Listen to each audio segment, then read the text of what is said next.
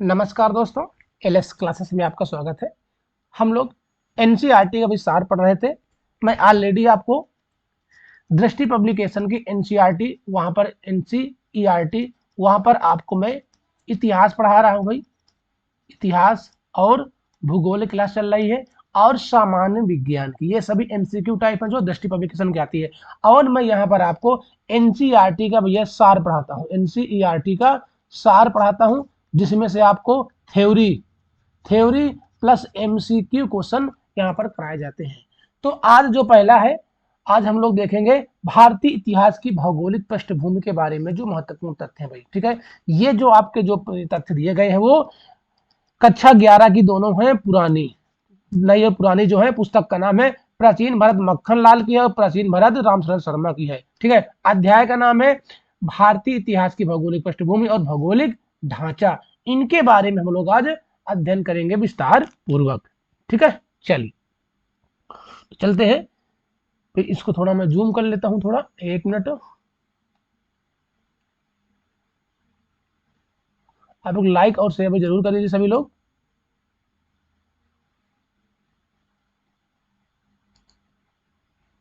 ठीक है, 1 मिनट भैया समय दीजिए।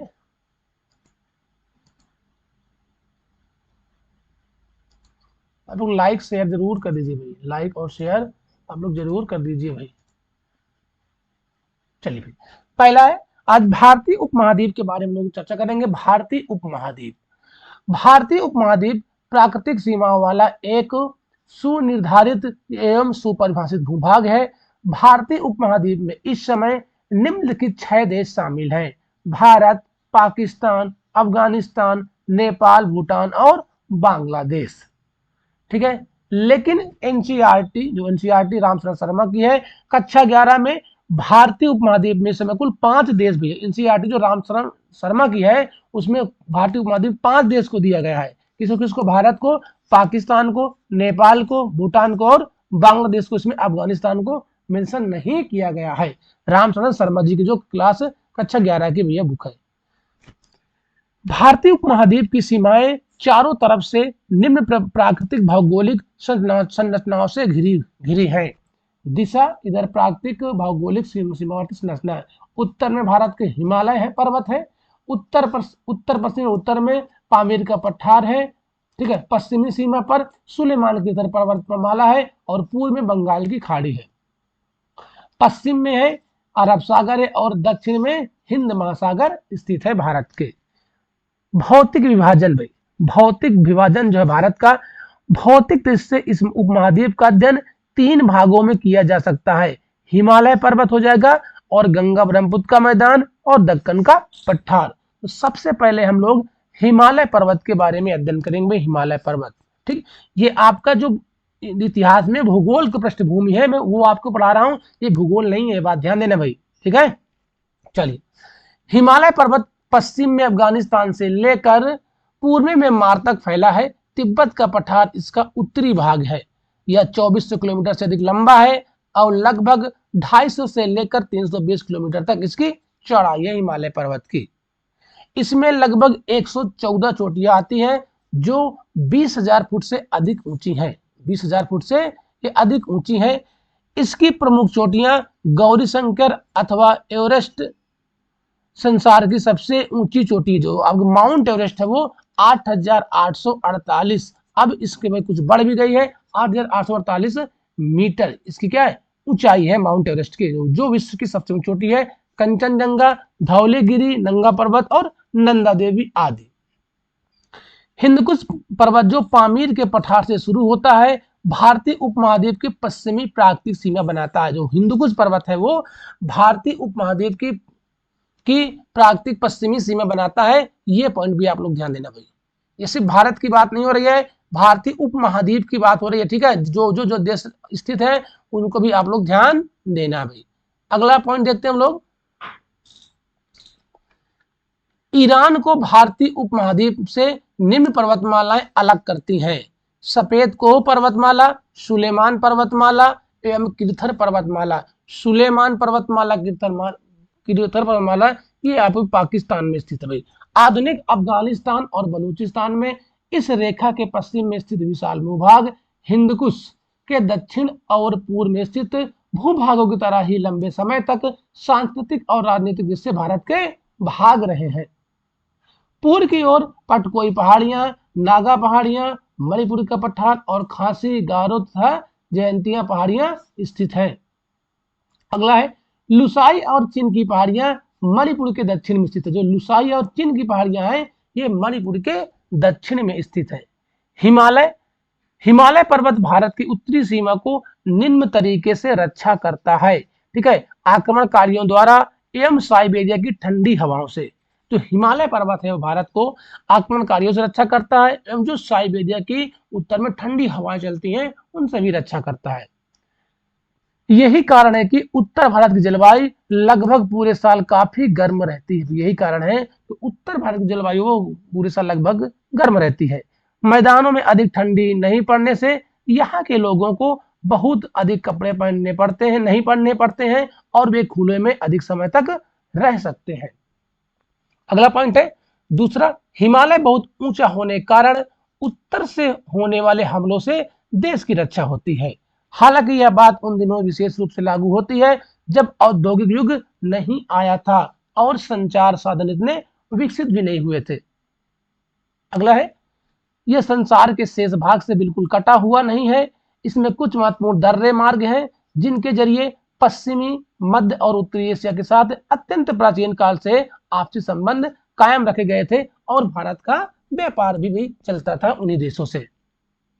अगला है उत्तर पश्चिम में सुलेमान पर्वत श्रृंखला है जो दक्षिण की ओर हिमालय पर्वत श्रृंखला की कड़ी है। इसे निम्न दर्रों के द्वारा पार किया जा सकता था जो है खैबर दर्रे, बोलन दर्रे, गोमन दर्रे। ये वर्तमान में पाकिस्तान में कहा है? ये वर्तमान में 3 दर्रे पाकिस्तान में स्थित है।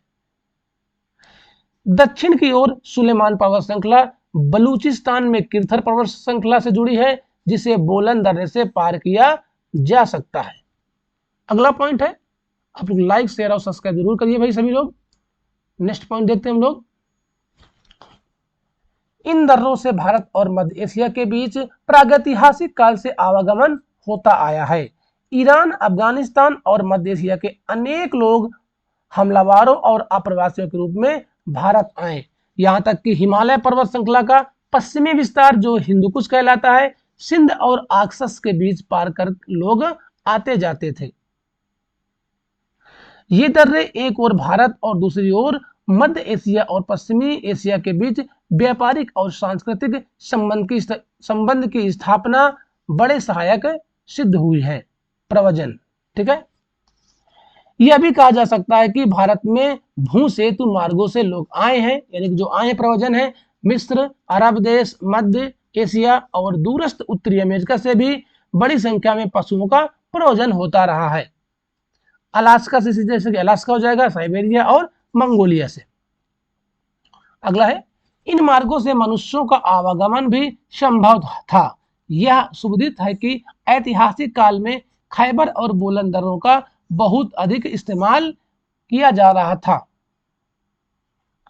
मैदानों की कछारी मिट्टी में पनपे घने जंगलों की अपेक्षा हिमालय की तराइयों के जंगलों को साफ करना ज्यादा आसान था। इन तराइयों में बहने वाली नदियां कम चौड़ी होती थी और उन्हें पार करना कठिन नहीं था। अगला पॉइंट है, यही कारण है कि प्रारंभिक यात्रा मार्ग हिमालय की तराइयों में ही पश्चिम से पूरब की ओर या पूरब से पश्चिम की ओर विकसित हुए हैं। इसलिए भारतीय द्वारा हिमालय की पूजा देवता के रूप में भी किया जाता है। अगला पॉइंट है सिंधु गंगा ब्रह्मपुत्र का मैदान।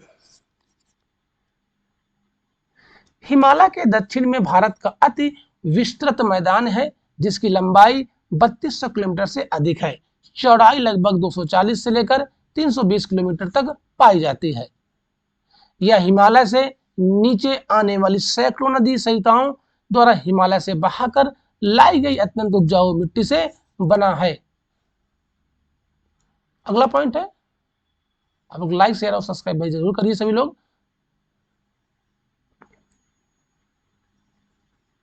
ठीक है।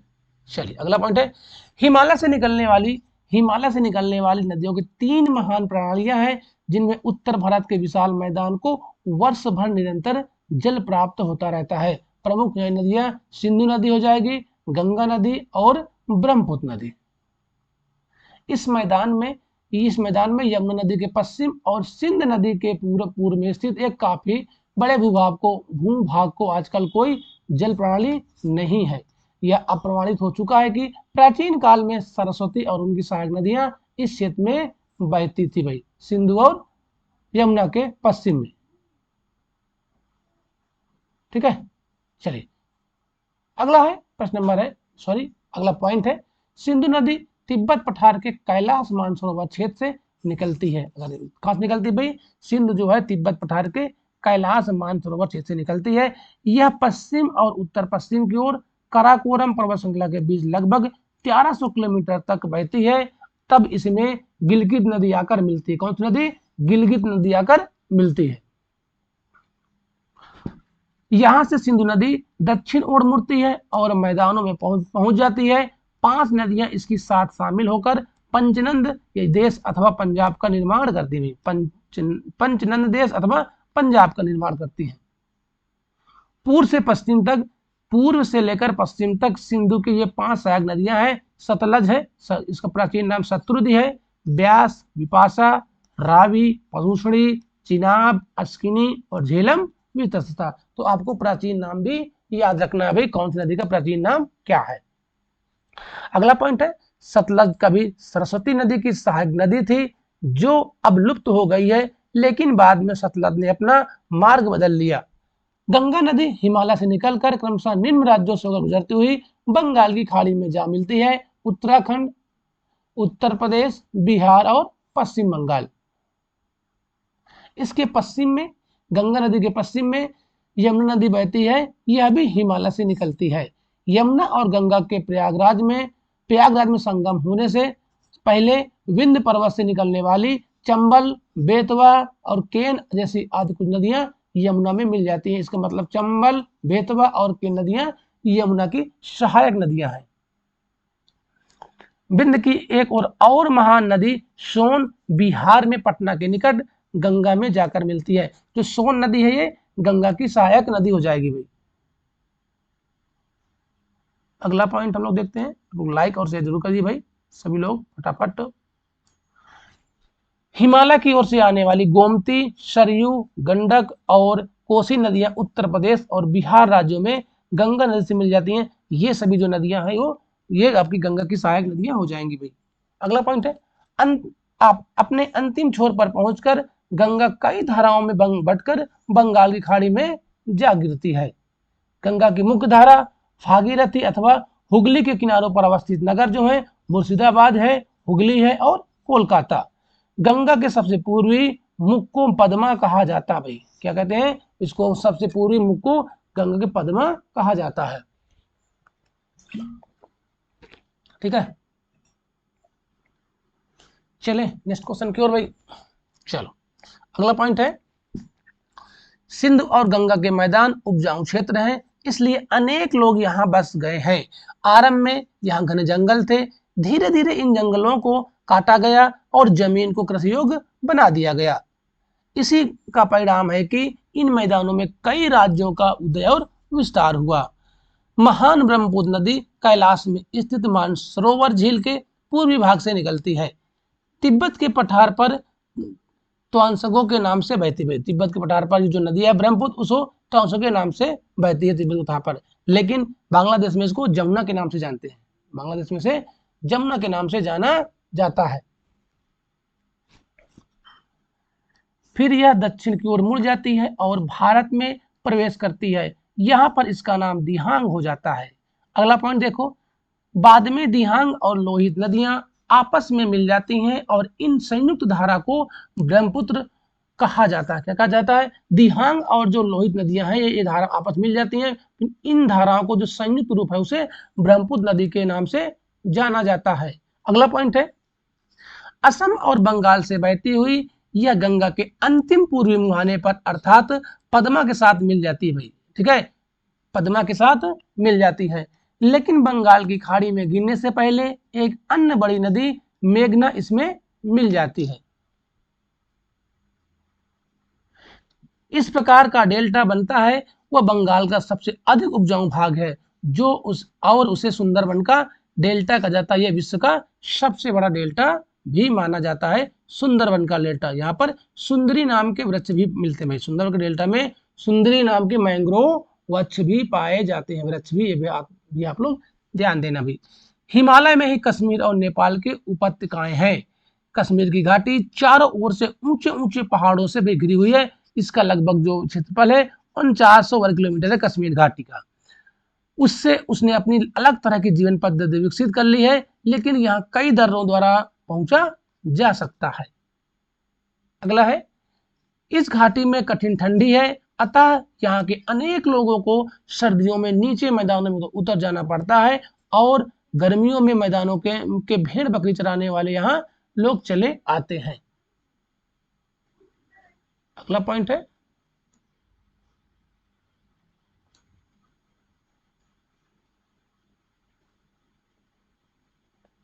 नेक्स्ट पॉइंट देखिए, इस तरह मैदानों और इस घाटी के बीच आर्थिक एवं सांस्कृतिक आदान प्रदान बना हुआ था। कश्मीर को मध्य एशिया के इलाकों में बौद्ध धर्म के प्रचार का केंद्र स्थल बनने में पामीर का पठार कोई बाधक नहीं हुआ। अगला पॉइंट है, नेपाली घाटी आकार में छोटी है। गंगा के मैदानी इलाकों के लोगों ने यहाँ पहुंचने के लिए अनेक दर्रे ढूंढ निकाले थे। कश्मीर की तरह इस घाटी में भी संस्कृति की उन्नति खूब हुई है। दोनों ही उपत्यकाएं संस्कृति पांडुलिपियों का सबसे बड़ा भंडार रही हैं। अगला पॉइंट है, संभवतः इन्हीं कारणों से ईसा पूर्व 6वीं सदी में सबसे पुरानी कृषि बस्तियां तराई वाले इलाकों में ही बनी हैं और यहीं के रास्ते व्यापार के लिए अपनाए गए थे। ऐतिहासिक भारत का वक्ष स्थल उन महत्वपूर्ण नदियों का क्षेत्र है जो उष्णकटिबंधीय मानसूनी वर्षा से लबालब भरी रहती हैं। अगला पॉइंट है, नदियों के ये क्षेत्र कौन कौन से हैं? सिंधु का मैदान है, सिंधु गंगा जल विभाजक है, गंगा की घाटी है और ब्रह्मपुत्र की घाटी है। अगला पॉइंट है, ज्यों-ज्यों हम पश्चिम से पूरब की ओर बढ़ते हैं त्यों-त्यों पाते हैं कि वार्षिक वृष्टिमान क्रमशः 25 सेंटीमीटर से बढ़ते बढ़ते 250 सेंटीमीटर तक पहुंच जाता है। यानी कि भी पश्चिम से आप पूरब की ओर जाओगे तो वर्षा की जो मात्रा है वो बढ़ती जाती है। 25 से लेकर 37 सेंटीमीटर वर्षा द्वारा पोषित सिंधु प्रदेश के पेड़ पौधों को संभवतः 37 से लेकर 60 सेंटीमीटर वर्षा द्वारा पोषित पश्चिमी गंगा घाटी के पेड़ पौधों को भी पत्थर और तांबे के औजारों से काटकर जमीन को कृषि योग्य बनाना न संभव था। अगला है, परंतु 60 से 125 सेंटीमीटर वर्षा द्वारा पोषित मध्य गंगा घाटी के जंगलों के बारे में ऐसा संभव नहीं था और 125 से लेकर 250 सेंटीमीटर वर्षा वाले पोषित ब्रह्मपुत्र नदी घाटी जंगलों के बारे में तो एकदम संभव नहीं था, क्योंकि वहां पर बहुत घने घने जंगल भाई पाए जाते थे। उनको साफ करने यानी कि उनको भैया खत्म करने में अब कोई आसान बात नहीं थी। ठीक है, चलिए, इन घने जंगलों और साथ ही कठोर भूमि वाले इन प्रदेशों को साफ करना लोहे के औजारों से भी संभव था, परंतु लोहे के औजार तो बहुत बाद में विकसित किए गए हैं, लगभग 1000 ईसा पूर्व भैया लौह काल। अतः प्राकृतिक संपदाओं का इस्तेमाल पहले कम वर्षा वाले पश्चिमी प्रदेश में ही किया गया और बड़ी बस्तियों का विस्तार आमतौर से पश्चिम से पूरब की ओर होता गया।